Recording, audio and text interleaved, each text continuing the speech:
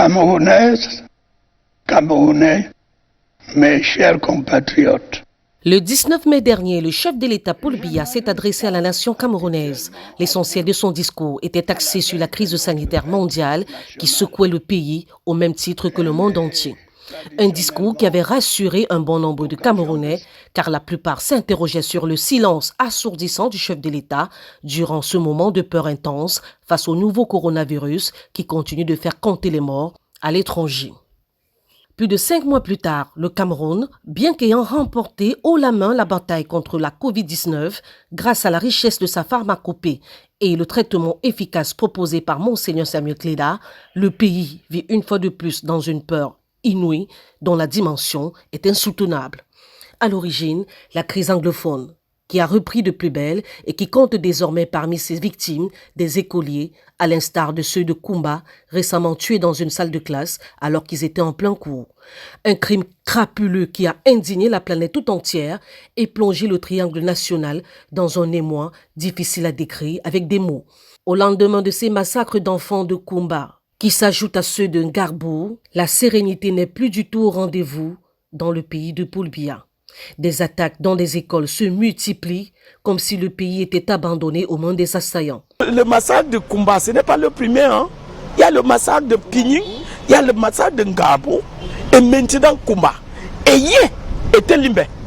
Si Dieu Tout-Puissant n'a pas sauvé les enfants, on devait incendier les enfants dans un établissement où le gouvernement s'est dit zéro école. Ils résout ce problème parce que l'école peut attendre. Mais la vie humaine est précieuse. La majorité des Camerounais estiment que le chef de l'État Paul Biya doit frapper du poing sur la table, non seulement pour rassurer le peuple dont il est garant de la sécurité, mais aussi et surtout pour mettre définitivement un terme à ces troubles tragiques qui fragilisent le pays tout entier depuis 4 ans déjà. Pour eux, un discours du chef de l'État pourrait calmer les choses. On pourrait dire que nous sommes dans un combat où on n'a pas de guide, parce que notre guide est absent, il nous a délaissés en fait. Donc au jour le jour, nous on ne fait que voir, on a ce ressenti-là. On a été carrément, si je peux dire, abandonné par le chef de l'État. Parce que le simple fait de prendre la parole et de s'exprimer à son peuple, leur dire que comme ça, on prend des décisions, on fait ce qu'il faut pour changer la situation, là ça nous rassure en fait. Ce sentiment de sécurité, on ne l'a plus. On ne l'a plus. On a l'impression de marcher dans un désert, nous sommes perdus. On a besoin que notre guide soit là en fait. Donc il est important qu'il prenne la parole personnellement, qu'il se manifeste et qu'il puisse nous donner son avis, nous dire ce qu'il y a lieu de faire dans cette situation en fait. Oui, il est normal que le chef d'État parle, parce que j'imagine que lorsque vous êtes dans une maison, et lorsqu'il y a un peu du vacarme, parfois on attend que le père de famille vienne dire arrêtez-moi ça, et ça va parfois porter même plus que la voix de la maman. Donc je trouve que c'est tout à fait important qu'il puisse venir dire un mot à tout cela. Peut-être si dit un mot et que ça ne va pas forcément arrêter, mais ça va au moins ça sera chaleureux en fait, de savoir au moins ce qu'il y a quelqu'un là, qu'on a un père, ce qui on peut compter et qui est à notre écoute et tout ça. Donc je crois que c'est très important qu'il fasse un discours, ou bien qu'il se prononce en fait de manière, comment dire ça, officielle, oui. Pour un but, ce que moi je tiens à dire à propos de ce qui s'est passé dernièrement avec les enfants qui ont été assassinés. Pour moi, je préfère vraiment que le chef de l'État prenne les choses en main. Parce que là, on est fatigué, on en est ras-le-bol, on est fatigué des mêmes choses tous les jours, mais pas de changement. J'aurais voulu vraiment que le chef de l'État prenne les choses en main et au sérieux pour qu'il puisse mettre les points sur les i. Trop de promesses, mais pas de réalisations. Nous sommes fatigués. Nous sommes fatigués de vivre dans cette peine-là. Il faut vraiment que le chef de l'État fasse un discours vraiment qui va nous tenir vraiment au cœur. Cette fin d'année, il faudrait vraiment qu'il donne vraiment, il se prononce. On veut le voir. On veut que le président dise stop, cessez le feu. Amnistie générale pour un dialogue franc et inclusif. Où est passée la dignité des personnes humaines au Cameroun? Il faut que le président mette fin à cela. Parce que nous sommes fatigués. Et je vous dis, ce n'est pas le problème anglophone. Président Paul Biya doit faire. Ce n'est plus le problème anglophone. C'est un problème camerounais. Parce que anglophone ou francophone s'entendent très mal de ce problème. Il faut que le président, à l'endemain, il se prononce pour mettre fin à ce problème. Cesser le feu, Amnesty General, et appeler tous ses enfants. C'est un grand-père. Et il connaît que le manière qu'il gère le Cameroun dans la diplomatie internationale, il peut bien résoudre ce problème. Et il croit que c'est le plus grande mémoire que le président Paul Biya peut laisser au Cameroun.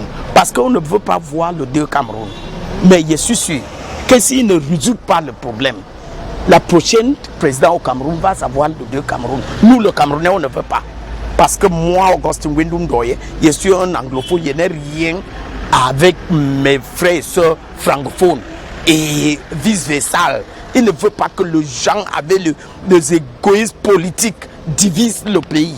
Ce sentiment de réconfort et de sérénité que quémandent certains à travers le discours présidentiel est inutile pour d'autres au moment où les assaillants sont connus et protégés par la population, selon ces derniers. Nous sommes à l'origine de ce qui nous arrive. Pour que nous cachions les criminels auprès de nous sans les dénoncer. Est-ce que c'est le chef de l'État qui viendra les dénoncer? Il faut que nous puissions faire une franche collaboration avec les forces de l'ordre. Parce que c'est ça qui est à l'origine. Le chef de l'État nous a toujours parlé. C'est nous qui refusons d'accepter même qu'il nous parle. Le silence, c'est déjà une manière de parler, c'est une manière de pleurer. Il faut par exemple voir, lorsque vous avez un accident, qu'est-ce que vous faites? Premièrement, c'est le calme, non? Parce que quelque chose est arrivé en l'instant que vous n'attendiez pas. Parfois, vous gardez d'abord silence. Parce que vous êtes en train de parler. Faites ce constat-là. Ou bien à l'instant T, quelque chose vous arrive. Qu'est-ce que vous faites? C'est pas le silence? Vous êtes en train de parler. Il est en train de parler. Le président de la République, Paul Biya, n'a pas besoin de faire une sortie présidentielle pour stopper la crise anglophone. C'est un diplomate. Qu'il parle ou pas, il sait ce qu'il a à faire, selon d'autres Camerounais. En tant que chef de l'État, il a forcément un rôle à jouer, mais je pense qu'avant tout, la paix concerne tous les Camerounais. Donc on doit être tous concernés. Ça ne va pas être l'histoire de l'affaire d'une personne. Si le Cameroun est en paix, nous en bénéficions nous tous. Donc nous sommes tous concernés de près ou de loin par rapport à cette situation-là. Donc tous les Camerounais gagneraient à mettre la main à la pâte. Ça ne va pas être une histoire du chef de l'État. Le chef de l'État n'a pas de baguette magique. Donc je ne pense pas qu'il soit silencieux parce qu'il peut avoir plusieurs moyens d'agir. Nous ne sommes pas à son niveau de responsabilité pour savoir ce qu'il fait ou ce qu'il ne fait pas. Oui, la mode aujourd'hui, c'est peut-être de sortir, être sur les réseaux sociaux, dire des choses, etc. Oui, bon, c'est peut-être une conception de la vie, peut-être qu'il n'est pas la sienne. Bon, il a beaucoup d'années d'expérience en termes de politique pour savoir peut-être ce qu'il faut faire, ce qu'il ne faut pas faire. Vous l'avez suivi, les avis sont mitigés ici dans la capitale économique Douala. Les Camerounais pensent que le chef de l'État, par son silence, parle aussi plus fort d'une certaine manière. D'autres, par contre, aimeraient qu'il se prononce de manière officielle sur les différents assassinats qui sont perpétrés un peu plus chaque jour dans les différentes zones en crise, notamment le nord-ouest et le sud-ouest du pays. Les avis sont mitigés, mais pour l'instant, nous observons les circonstances, le contexte actuel en espérant que les choses vont s'améliorer, que les choses vont changer. Depuis la capitale économique Douala, Vincent Camto et Marinette Intact pour Média 2 Africa.